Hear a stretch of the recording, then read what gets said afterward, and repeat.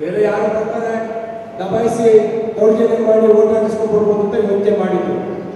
ಆದರೆ ಡಾಕ್ಟರ್ ಮಂಜುನಾಥ್ ಅವರು ಒಂದು ಪಾರ್ಟಿಯ ವ್ಯಕ್ತಿ ಅಲ್ಲ, ಇಡೀ ಬೆಂಗಳೂರು ಗ್ರಾಮಾಂತರ ಕ್ಷೇತ್ರದ 27 ಲಕ್ಷ ಮತದಾರರ ವ್ಯಕ್ತಿಯಾಗಿ ಇವತ್ತು ನಾವು ಮುಂದೆ ಬಂದಿದ್ದಾರೆ.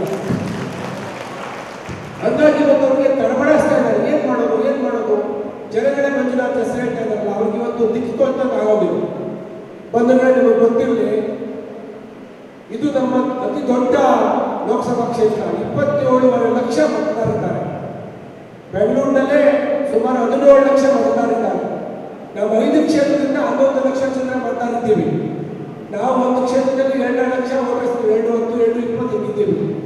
ಆದರೆ ಬೆಂಗಳೂರು 3 ಕ್ಷೇತ್ರದಲ್ಲಿ 17 ಲಕ್ಷ ಓಟಿಸಿದ್ದಾರೆ. ಬೆಂಗಳೂರು ಸೌತ್, ಬೆಂಗಳೂರು ದಕ್ಷಿಣದಲ್ಲಿ ಸುಮಾರು 7.5 ಲಕ್ಷ ಮತದಾರರಿದ್ದಾರೆ. ರಾಜರಾಜೇಶ್ವರಿ ನಗರದಲ್ಲಿ 5 ಲಕ್ಷ ಇದ್ದಾರೆ. ಆನೇಕಲ್ನಲ್ಲಿ 4 ಲಕ್ಷ ಜನ ಇದ್ದಾರೆ. ಅಂದ್ರೆ ಬಿಜೆಪಿ ಅರ್ಬನ್ ಏರಿಯಾದಲ್ಲಿ, ಏನು ಪಟ್ಟಣದ ಏರಿಯಾದಲ್ಲಿ ಅಲ್ಲಿ 2 ಬಿಜೆಪಿ ಎಂಎಲ್ಎಗಳಿದ್ದಾರೆ. ಹಾಗಾಗಿ ಇವತ್ತು ಈ ಕ್ಷೇತ್ರ JDS ಬಿಜೆಪಿ ಹೊಂದಾಣಿಕೆಯಾಗಿ NDA ಅಭ್ಯರ್ಥಿ ಆದರೂ ಕೂಡ ಬಿಜೆಪಿ ನಿಂತುಕೊಂಡ್ರೆ ಸೂಕ್ತ ಅಂತ ಹೇಳಿ ಇವತ್ತು ಡಾಕ್ಟರ್ ಮಂಜುನಾಥ್ ಅವರು 9ನೇ ಅಭ್ಯರ್ಥಿಯಾಗಿ ಬಿಜೆಪಿಯಿಂದ ಸ್ಪರ್ಧೆ ಮಾಡಿದ್ದಾರೆ. ನಿಮ್ಗೊಂದು ಮಾಹಿತಿ ಹೇಳ್ತಾರೆ.